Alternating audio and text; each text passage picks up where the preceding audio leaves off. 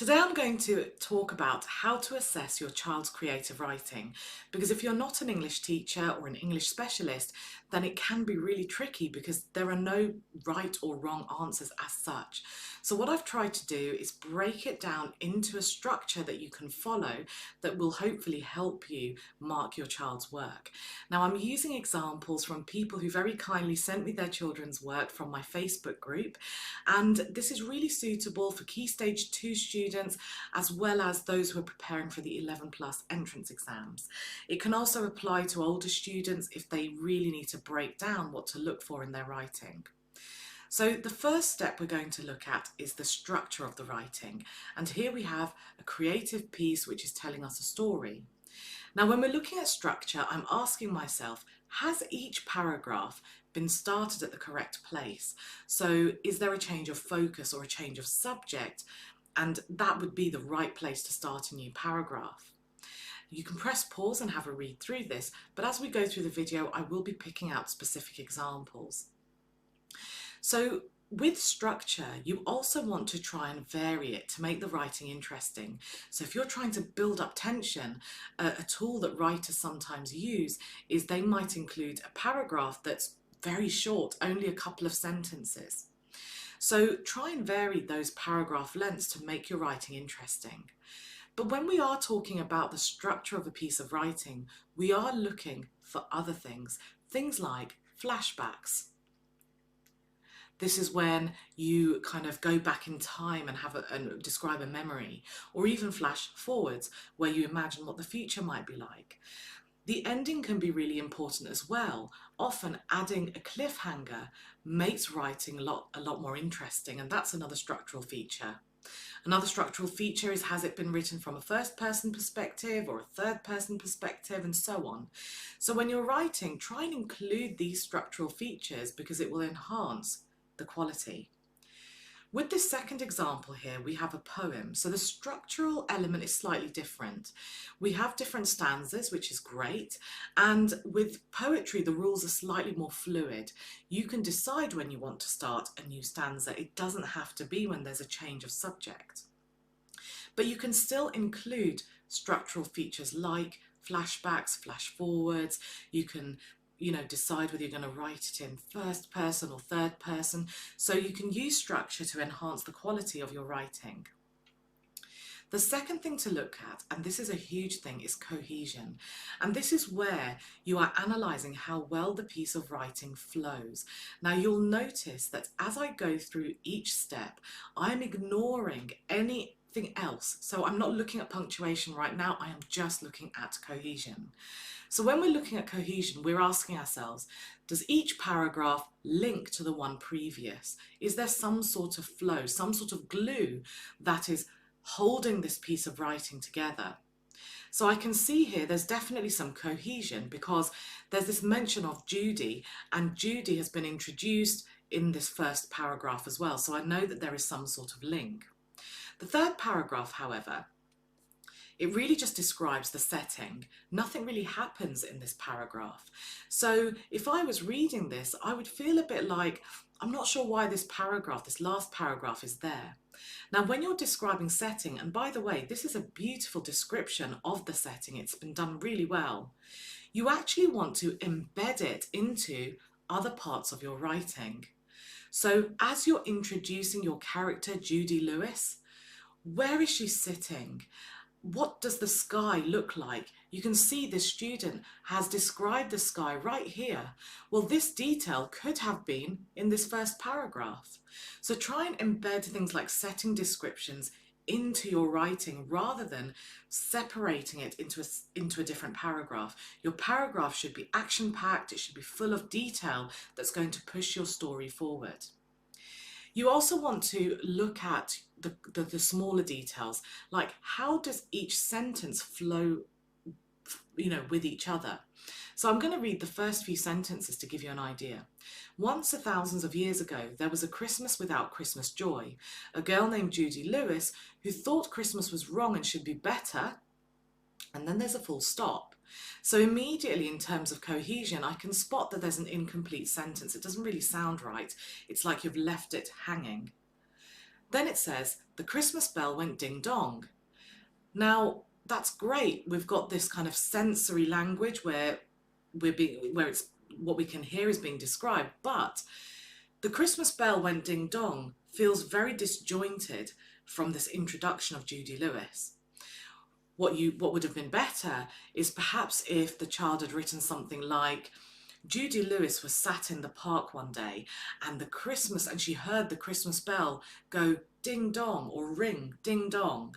And immediately that small bit of detail has improved the flow of this writing. So when you're looking at cohesion, read through it and make sure that it's all very linked. You don't want to have sentences or paragraphs that are disjointed from the rest of the writing. With the second paragraph here, the cohesion is pretty good because each stanza is linked kind of to the next one, and because this is written in chronological order, so I did this and then I did this, it naturally does flow. But from that perspective, just talking about writing in chronological order, that can be a common thing that children do when they're first starting out with creative writing. A way to add a little bit more depth in your writing is to vary the style. So you can still talk about what you did and what you did in order, but you can add another dimension. So instead of starting up with, I woke up in the morning, you could say how you stretched your arms out in the morning, or you stretched your arms out and rubbed your eyes. You could talk about how you feel. Do you feel groggy? Do you feel fresh? So adding details like that will actually improve the standard and the quality of what you're writing. The next thing to look at are redundant words, and these are words that simply don't add any value to the writing. So again, I'm going to go through the first sentence here. Once thousands of years ago. Now firstly, thousands is a plural, so you don't need a. So immediately I've got rid of one word. Once, thousands of years ago. Now, do I need once? Ask yourself, is that adding value to the writing? Probably not. I would actually get rid of once. And instead, this would start with, thousands of years ago, there was Christmas without Christmas joy. And immediately, that flows really nicely, and I've got rid of two words that weren't adding any value. And the reason why this is important is because it will save you time to add more important detail, or if you're taking an exam, to get through your exam questions faster. But also it improves the quality of your writing because it's a little bit more concise. Now, don't mistake redundant words with detail. You do want detail in your writing. None of that is necessarily unnecessary. But what you don't want are words that are either repeating the meaning or words that aren't adding any value. So you can see immediately we've improved the writing. Let's continue with this a little bit. A girl named Judy Lewis. Now, name. That should be named. A girl named Judy Lewis. Do I need named? Or could I just say Judy Lewis, who thought Christmas was wrong and should be better? So you can see that actually telling me that this was a girl who was called Judy Lewis, I don't need that. I know that Judy Lewis is the name, and I can take an educated guess that it's a girl, but you can add pronouns like she and her to make it really clear to your reader that she's a girl. So again, I've got rid of three words, and that has reserved time for me to now spend time telling you about Judy Lewis. I want to tell you how old she is and what situation she's in. And that's far more important than telling me she was a girl and her name was. So go through, get rid of redundant words or redundant phrases. Now in this second poem, it's a lot more concise. The style of writing means that there really aren't many redundant words. I woke up in the morning and brushed my teeth. I got out of the bathroom and took a seat.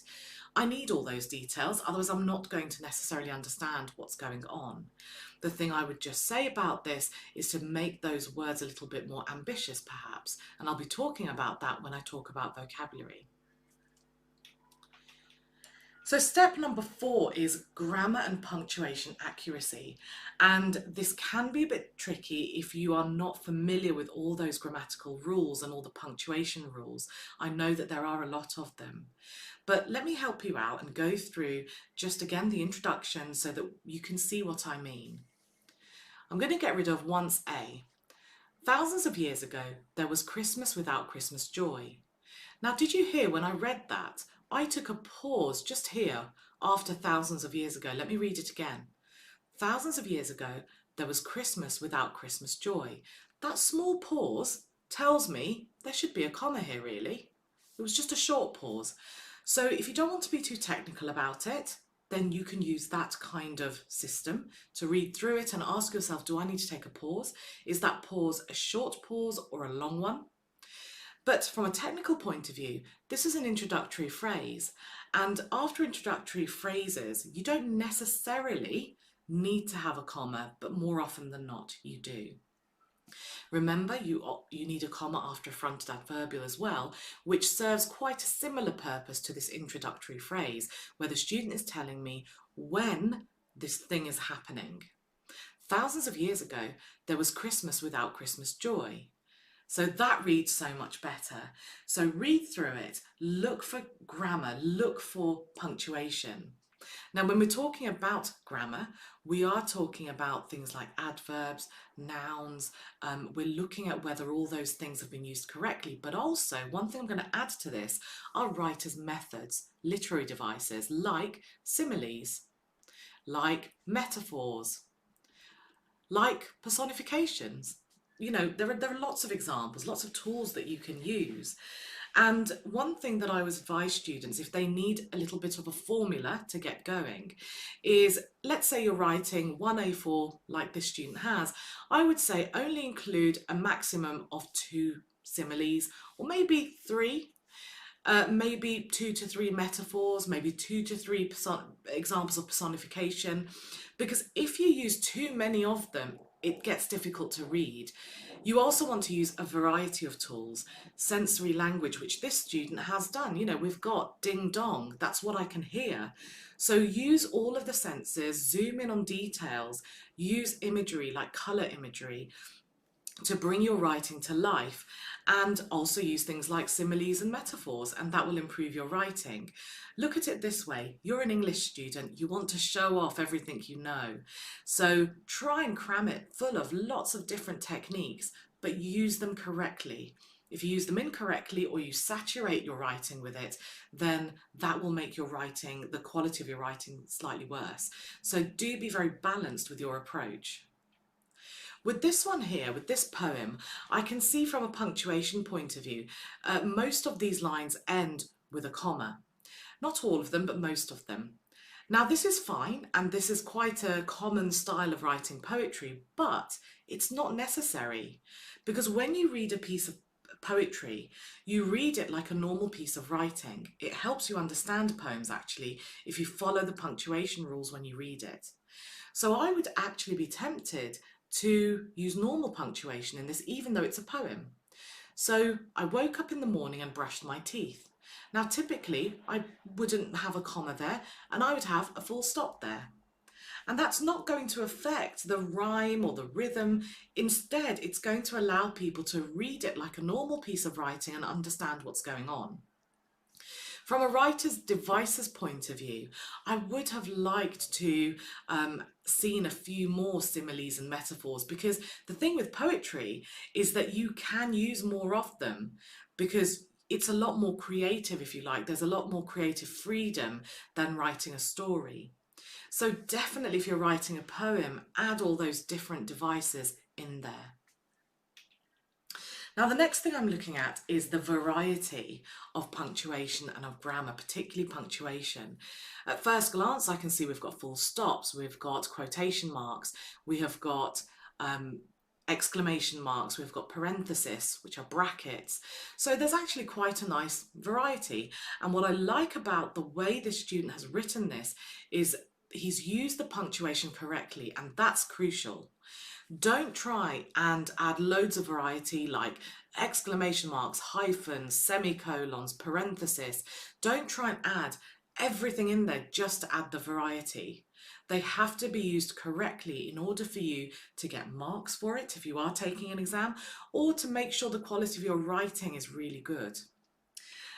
With the second example here, I can see, yes, there is a little bit of variety actually. There are quotation marks again, there's exclamation, obviously we've got commas, we've even got a question mark here, which is brilliant. So again, you can use that punctuation, but I will reiterate what I mentioned earlier is with poetry, use punctuation to help the poem flow. You don't have to follow that method of there being a comma after every single line. Now for spelling. Spelling can be a really difficult one if you aren't an English specialist or if your spellings aren't too strong. But here's a trick that you can use to try and spot as many spelling mistakes as you can.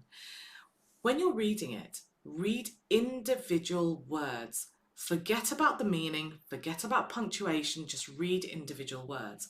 Once, a, thousands, of, years.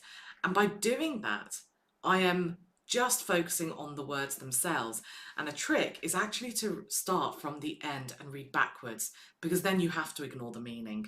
Colour, green, bright, a, such, trees. It doesn't make sense because I'm reading it backwards. So if you want to spot spelling mistakes, try reading every word individually, try reading from the end to the beginning. And for students, if they need to develop strategies to check their own spellings, this can be very time consuming. So it's absolutely fine if you're just practicing at home or it's homework, that's not a problem. But if you are in an exam situation, then this will take too much time. So the best thing you can do is actually be proactive and actually practice spellings, read lots, make sure you're working on spellings in your own time so that when you write, you really minimize those mistakes. And the same goes for poetry. When you are looking at spellings, really good idea to start from the end and then work your way upwards. So spellings are really important. If you're a GCSE student watching this, spellings will still be important for you, even though you don't get marks for SPAG in every single answer, depending on your exam board. And finally, I'm going to finish off on vocabulary, and this is a great way to boost and upgrade your writing. So let's have a look at this example here. A girl named Judy. Now first we've got named, that should be named. A girl named Judy Lewis who thought Christmas was wrong and should be better. The Christmas bell went ding dong. Went. Now, what other words could I have there? I could have that it rang ding dong. I could have that it chimed ding dong. And immediately you can see you're improving that quality. Let's take this example. Judy, this says waked, so that's a spelling mistake, that should be walked. Judy walked on the cold grass to her neighbour who hated snow. Hated. That could be detested, dreaded snow. So try and think about how the vocabulary could be improved, how it can be upgraded. And one exercise that I do with my students is I say, choose 4 or 5 words that are just boring and transform them, swap them for a more interesting word.